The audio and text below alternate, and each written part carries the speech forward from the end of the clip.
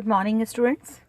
कल हमने महाद्वीपों के उत्पत्ति और महासागरों की उत्पत्ति के बारे में जनरल अवेयरनेस पॉइंट्स देखे थे, 12-13 बिंदु जो ये साबित करते हैं कि महाद्वीप और महासागर स्टैटिक नहीं रहे। They were not static, they were movable. उनमें मूवमेंट हुआ है, हलचल हुई है और वो शिफ्ट हुए हैं।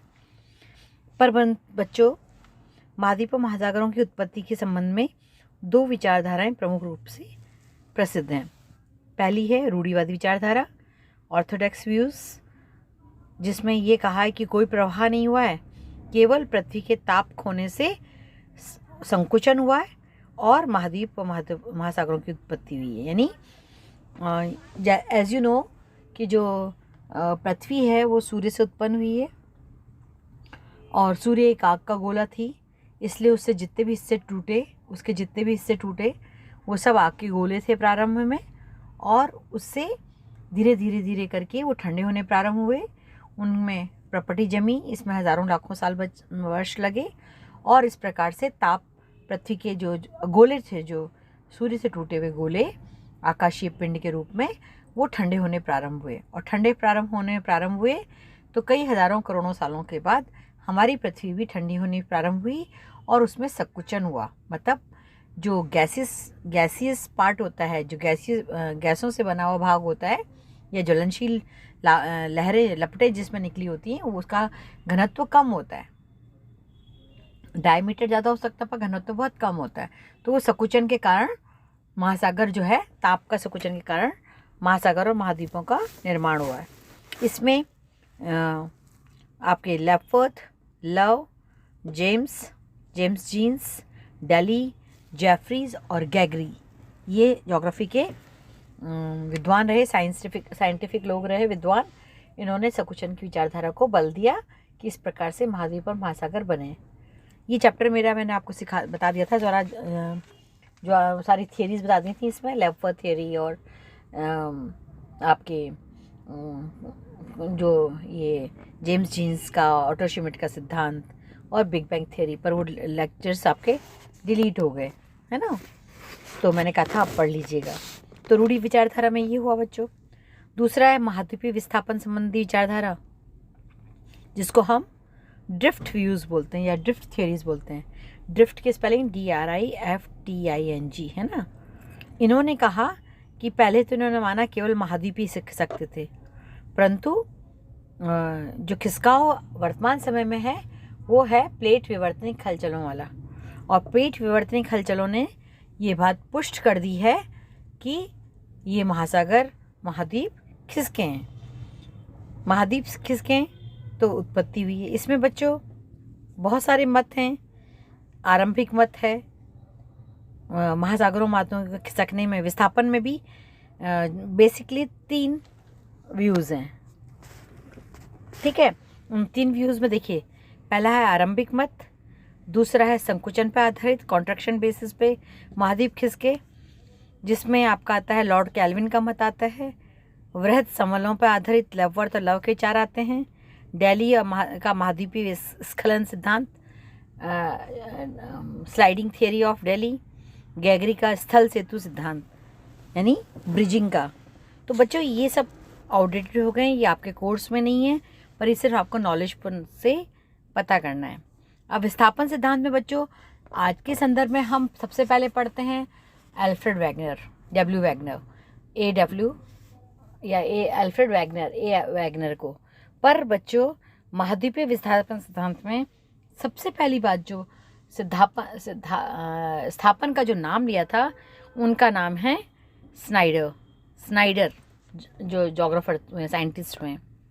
फिर आया ग्रिफिथ टेलर का सिद्धांत और उसके बाद आया अल्फ्रेड वैगनर का सिद्धांत जो आपके कोर्स में है। जॉली का रेडियो एक्टिव सिद्धांत, आर्थर होम्स का कन्वेक्शन सिद्धांत, ये भी आपके कोर्स में है। और प्लेट विवर्तनिक हलचल। यानी हम महाद्वीपों के उत्पत्ति में 3 सिद्धांत मुख्य रूप से पढ़ेंगे। एक तो पढ़ेंगे पहला हम अल्फ्रेड वैगनर का महाद्वीपीय विस्थापन, उसके बाद हम देखेंगे आर्थर होम्स का स्थापन, और उसके बाद देखेंगे प्लेट विवर्तनिक हलचलों के सिद्धांत को। यानी 3 टॉपिक्स इसमें रहेंगे। अब बच्चों जो हम ये बात कर रहे हैं लुथियन ग्रीन ने चतुर्फलक सिद्धांत बताया, टेट्राहेड्रल थियरी बाय लुथियन ग्रीन। उसमें सिर्फ ये बताने का मतलब है कि उन्होंने पृथ्वी को गोल न मान के ये कहा कि पृथ्वी की गोल आकृति टेट्राहाइड्रल मतलब चतुष्फलक के रूप में परिवर्तित हो रही है। वो कैसे हो रही है कि बहुत अधिक दाब बाहर की तरफ से पृथ्वी के और ताप अंदर से है, तो संकुचन हो रहा है अंदर से और दाब पड़ रहा है पृथ्वी के ऊपर से, तो त्रिभुजाकार। क्योंकि उन्होंने इस बात को शायद इसलिए कहा कि जो चतुष्फलक के जो ऊपरी उठे हुए भाग हैं वो उन्होंने सारे महाद्वीप बोले, और चतुष्फलक का जो सपाट भाग है उसको उन्होंने महासागर बोला, यानी धसे हुए तल को उन्होंने महासागर बोला। इस प्रकार से लुथियन ग्रीन को हम इस बात में बताते हैं कि उन्होंने महाद्वीपों को महासागरों की उत्पत्ति को त्रिभुजाकार रूप में बताया, क्योंकि वर्तमान में सारे त्रिभुजाकार आकृति के हैं, जो मैं आपको प्रीवियस लेक्चर के अंदर मैप डाल चुकी हूँ एंटीपोडल सिचुएशन बता करके। ठीक है, तो उसको देख लीजिएगा आप। अब बच्चों मेन बात आती है, जो मुख्य सिद्धांत आता है वो है एल्फ्रेड वैगनर का महाद्वीपीय प्रवाह सिद्धांत। एल्फ्रेड वैगनर ये आपने पहले 12th में भी पढ़ रखा है, मैं थोड़ा सा आपको बता देती हूँ क्योंकि ये बहुत इंपॉर्टेंट है, क्योंकि इसी के बेस पे प्लेट टेक्टोनिक थ्योरी को बल मिला और वर्तमान में प्लेट टेक्टोनिक सिद्धांत महत्वपूर्ण सिद्धांत महाद्वीपों के और महासागरों की उत्पत्ति के लिए बना।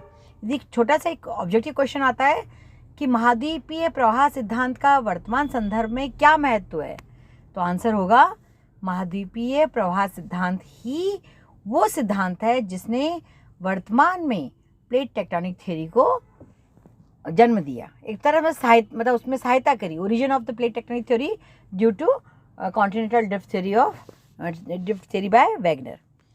अब बच्चों वैगनर सिद्धांत में एल्फ्रेड लेथर वैगनर इनका नाम था। ही वॉज नॉट जोग्राफर, भूगोलवेता नहीं थे, ये भौतिक विद्वान थे, भूवैज्ञानिक थे और जलवायु वेता थे। ये जर्मनी के रहने वाले थे। इन्होंने अपने सिद्धांत को 6 जनवरी 1912 में सबसे पहले अपनी जर्मन की जो फ्रैंकफर्ट जगह का नाम है, फ्रैंकफर्ट के भूगर्भीय एसोसिएशन में अपने विचार को रखा, परंतु सेकेंड वर्ल्ड वॉर प्रारंभ हो गया था, इसलिए फिर इन्होंने 1915 और 1920 में इस सिद्धांत का परिमार्जन किया। मतलब he has again reformed the theory of his drifting theory। अपने प्रवाह सिद्धांत को एल्फ्रेड वैगनर ने पुनः दूसरी बार रखा विश्व के सामने। जर्मनी भाषा से इन्होंने अंग्रेजी भाषा में तो बाद में 1924 में ट्रांसलेट हुआ, पर इन्होंने अपनी जो पुस्तक थी महाद्वीपों और महासागरों की उत्पत्ति, उसमें उन्होंने 1915 से 1920 तक इस सिद्धांत का परिमार्जन किया, इसको रीराइट किया, रिफॉर्म किया, और तब जाकर के ये सिद्धांत दुनिया के सम्मुख आया। ठीक है। अब बच्चों क्योंकि तब तक इनको इस सिद्धांत का बहुत भारी विरोध करना पड़ा था। क्यों? क्योंकि आइंस्टाइन की जो बात थी कि great spirits have always found violent opposition from mediocre minds, the latter can not understand it when a man does not through submit to hereditary prejudices but honestly the courageously uses his intelligence। जब इनको इतना विरोध का सामना करना पड़ा दुनिया के सम्मुख, तो एल्फ्रेड वैगनर को सपोर्ट किया आइंस्टाइन ने कि बौद्धिक लोगों को, बुद्धिमान लोगों को, ऐसे जिन्होंने अपने माइंडसेट परंपरागत तरीके पर ही रख रखे हैं, उन्होंने इस आधुनिक बदलाव को बर्दाश्त नहीं किया। और जब वैगनर इस सिद्धांत को पुनः विश्व के भौगोलिक समुदाय के बहुत स्प्लिट किया और विश्व के सामने रखा।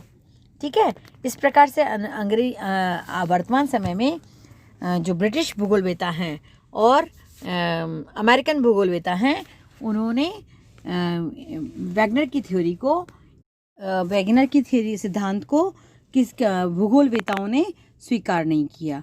और जब बेचारे वो अपना जो ये सिद्धांत के बारे में लोगों को एक्सप्लेन कर रहे थे, तो पुनः उनको ये कहा गया ब्रिटिश जोग्राफर्स ने कि ये केवल या ब्रिटिश जियोलॉजिस्ट ने कि किसी भी व्यक्ति को वैज्ञानिक जगत से थोड़ा भी लगाव है तो वह ऐसे बकवास को कभी भी मान्यता नहीं देगा।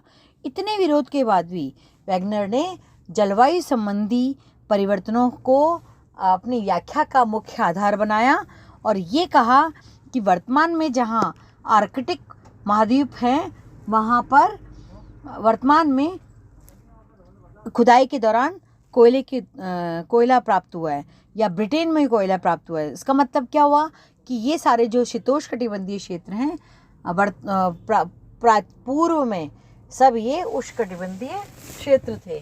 से भारत का उन्होंने एग्जाम्पल दिया कि जो प्रायद्वीपीय भारत है उसमें भी हिमानी की गोलाश्व मिलते हैं, मतलब boulders of glaciers are found here. So ये भी ये भाग, भारत का दक्षिणी भाग जो वर्तमान में उष्णकटिबंधीय क्षेत्र है, ये पूर्व में शीतोष्ण या हिमावरण से आवृत था। तो इस प्रकार से उन्होंने बहुत सारी वनस्पतियों के एग्जाम्पल दिए जो हम उनके एविडेंसेस यानी उनके प्रमाणों को मानते हुए इस सिद्धांत को आगे बढ़ाएंगे। अब बच्चों, वैगनर ने दो बातें जो कहीं वो बहुत इम्पॉर्टेंट है। जलवायु और वनस्पति समानता को स्पष्ट करते हुए उन्होंने परिवर्तनों पर बल दिया। वैगनर ने कहा जलवायु भी परिवर्तित हुई है और वनस्पति की संरचना में भी बहुत बड़ा परिवर्तन आया है, जिससे इस सिद्धांत को बहुत ज़्यादा बल मिला।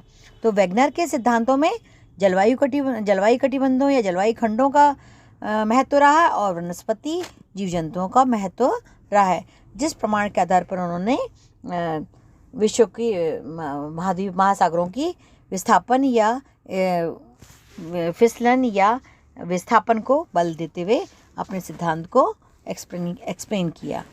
तो इस प्रकार से वैगनर ने जलवायु खंडों को स्थिर माना और स्थलों को स्थानांतरणशील माना। दूसरा बिंदु मुख्य इम्पॉर्टेंट इसमें ये कि जलवायु खंड तो स्थिर रहे होंगे परंतु स्थल भाग जरूर ट्रांसफॉर्म हुआ है, शिफ्ट हुआ है और ये क्या ड्रिफ्ट हुआ है। तो इसलिए ये जो जलवायु है जैसे अफ्रीका के तट पे भी मिल रही है, ब्राज़ील में भी मिल रही है और भारत में भी मिल रही है। तो आज वर्तमान में तो ये बिल्कुल अलग अलग खिसके हुए हैं, पर पहले पूर्व में ये सब एक साथ होंगे। Thank you. आज के लिए बस इतना ही बच्चों। कल हम सिद्धांत के प्रारूप को फिर से देखेंगे। Thank you.